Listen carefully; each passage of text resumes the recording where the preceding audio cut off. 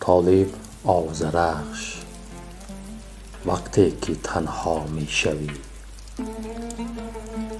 وقتی که تنها می شوی آینه یادت می رسد، هم صحبت بی منت و بی کینه یادت می رسد. وقتی که تنها می شوی رو می نهی بر خاطره، غمگین ترین افسانه دیرینه یادت می رسد. وقتی که تنها می شوی یک لحظه گم کرده‌ات مانند یک هنگامه نقدینه یادت می رسد.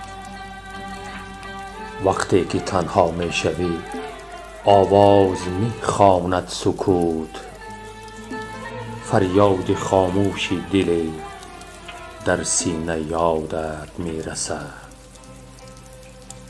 وقتی که تنها می شوی چون رستم خود باخته سهراب یادت می رسد، تخمینه یادت می رسد.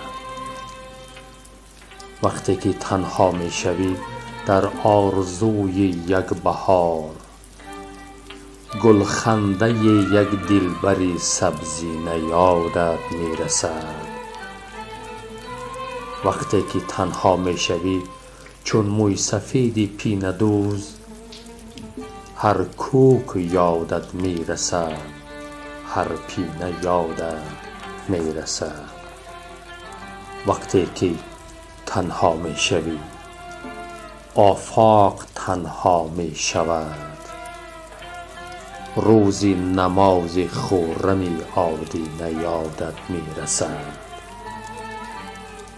وقتی که تنها می شوی در بین یاد و باد عمر از آذرخش و حسرت گنجینه یادت می رسد.